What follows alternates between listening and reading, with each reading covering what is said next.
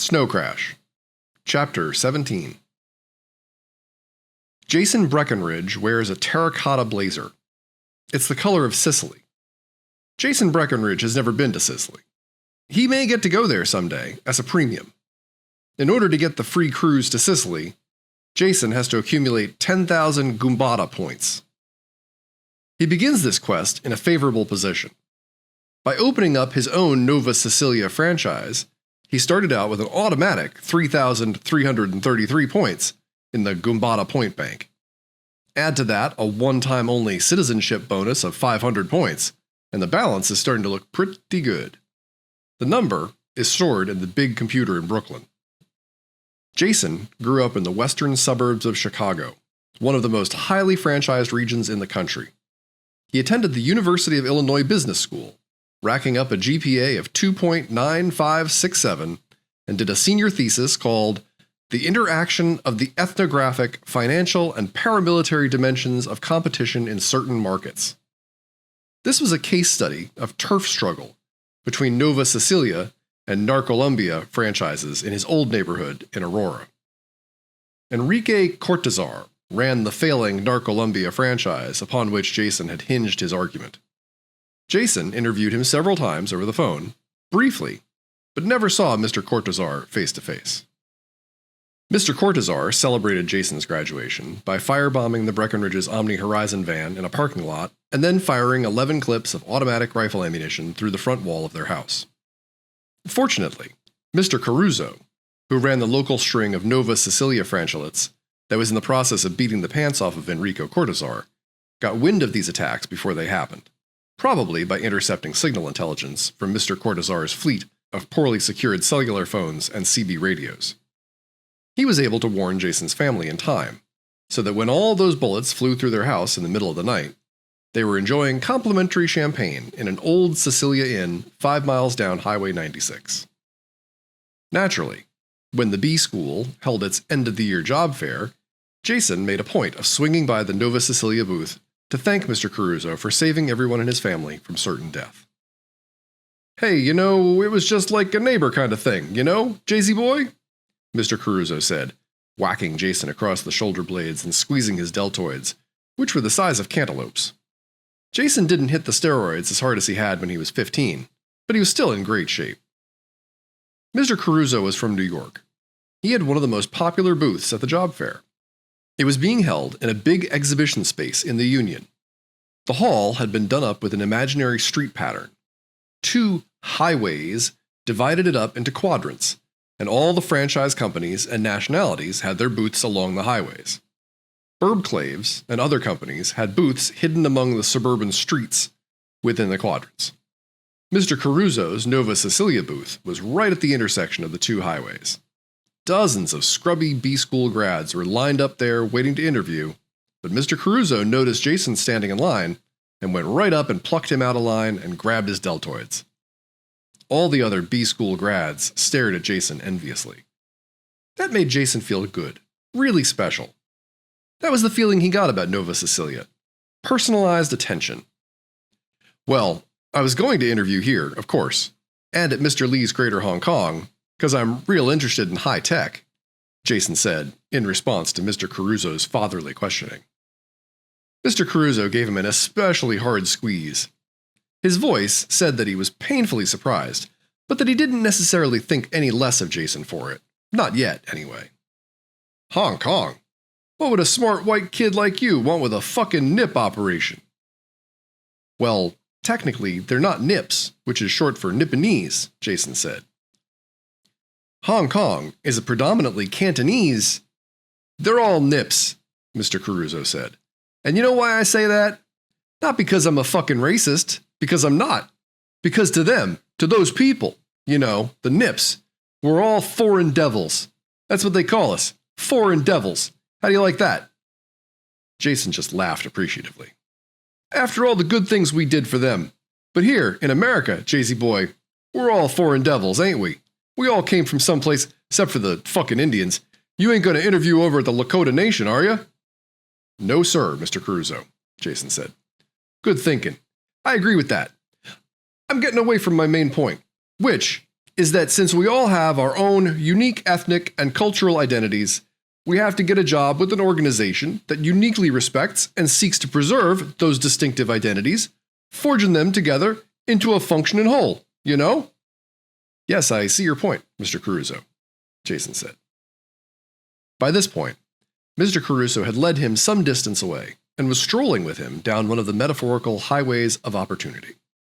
Now, can you think of some business organizations that fill that fucking bill, Jay-Z boy? Well, not fucking Hong Kong. That's for white people who want to be Japs, but can't. Do you know that? You don't want to be a Jap, do you? Haha, no sir, Mr. Caruso. You know what I heard? Mr. Caruso let go of Jason, turned, and stood close to him, chest to chest, his cigar zinging past Jason's ear like a flaming arrow as he gesticulated. This was a confidential portion of the chat, a little anecdote between the two men. In Japan, if you screw up, you gotta cut off one of your fingers. Chop. Just like that. Honest to God. You don't believe me? I believe you. But that's not all of Japan, sir. Just in the Yakuza, the Japanese mafia. Mr. Caruso threw back his head and laughed, put his arm around Jason's shoulders again. You know, I like you, Jason. I really do, he said. The Japanese mafia. Tell me something, Jason. You ever hear anyone describe our thing as the Sicilian Yakuza? Huh?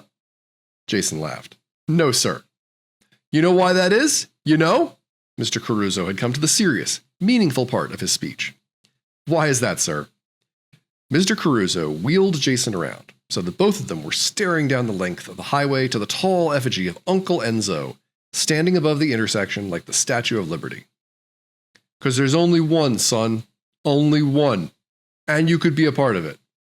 But it's so competitive. What? Listen to this. You got a 3-point grade average. You're going to kick butt, son. Mr. Caruso, like any other franchisee, had access to TurfNet, the multiple listing service that Nova Sicilia used to keep track of what it called opportunity zones. He took Jason back to the booth, right past all those poor dorks waiting in line. Jason really liked that, and signed on to the network. All Jason had to do was pick out a region. I have an uncle who owns a car dealership in Southern California, Jason said, and I know that's a rapidly expanding area, and plenty of opportunity zones, Mr. Caruso said, pounding away on the keyboard with a flourish. He wheeled the monitor around to show Jason a map of the LA area blazing with red splotches that represented unclaimed turf sectors. Take your pick, Jay-Z boy!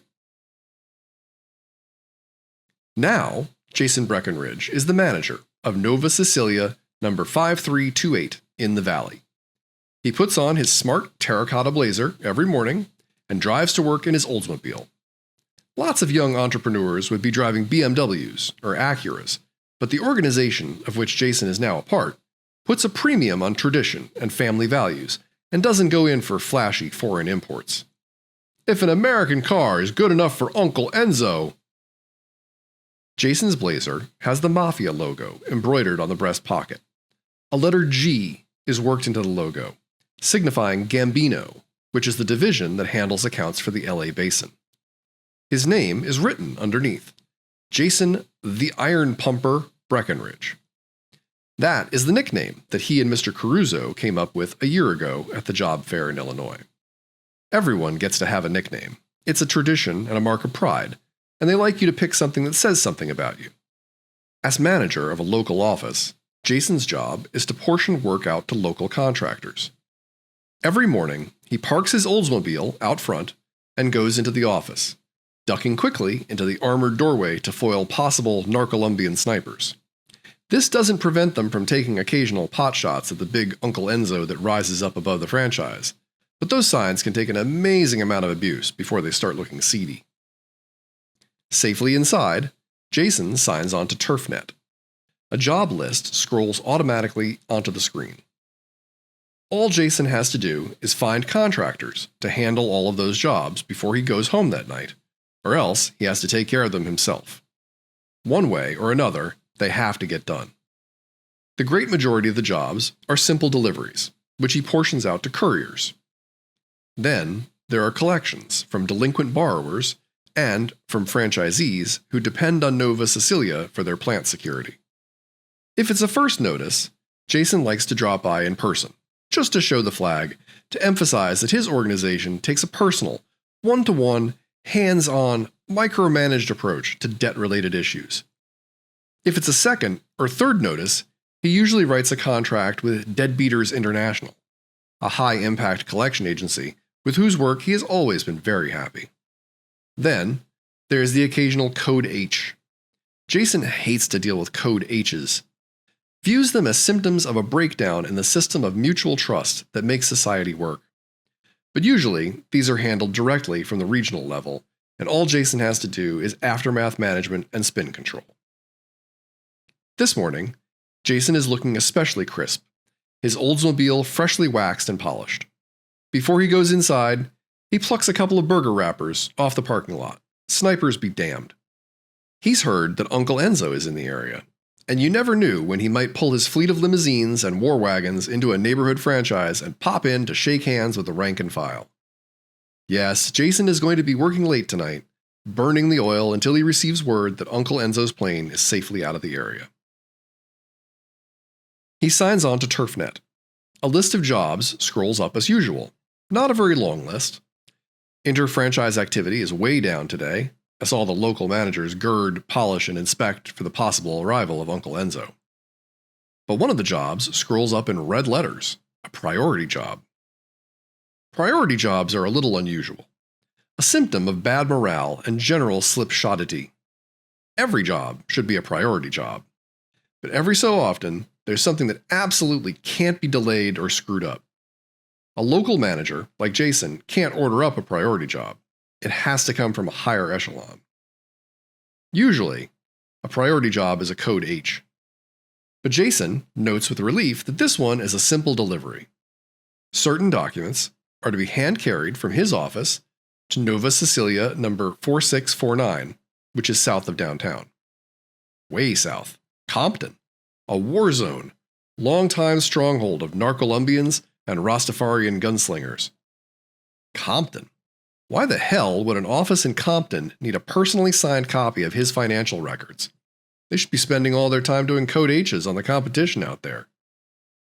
As a matter of fact, there's a very active young mafia group on a certain block in Compton that has just succeeded in driving away all of the Narcolumbians and turning the whole area into a mafia watch neighborhood. Old ladies are walking the streets again. Children are waiting for school buses and playing hopscotch on sidewalks that recently were stained with blood. It's a fine example. If it can be done on this block, it can be done anywhere. As a matter of fact, Uncle Enzo is coming to congratulate them in person this afternoon, and number 4649 is going to be his temporary headquarters. The implications are stunning. Jason has been given a priority job to deliver his records to the very franchise where Uncle Enzo will be taking his espresso this afternoon. Uncle Enzo is interested in him. Mr. Caruso claimed he had connections higher up, but could they really go this high? Jason sits back in his color-coordinated earth-tone swivel chair to consider the very real possibility that in a few days, he's going to be managing a whole region, or even better. One thing's for sure, this is not a delivery to be entrusted to any courier, any punk on a skateboard. Jason is going to trundle his Oldsmobile into Compton personally to drop this stuff off.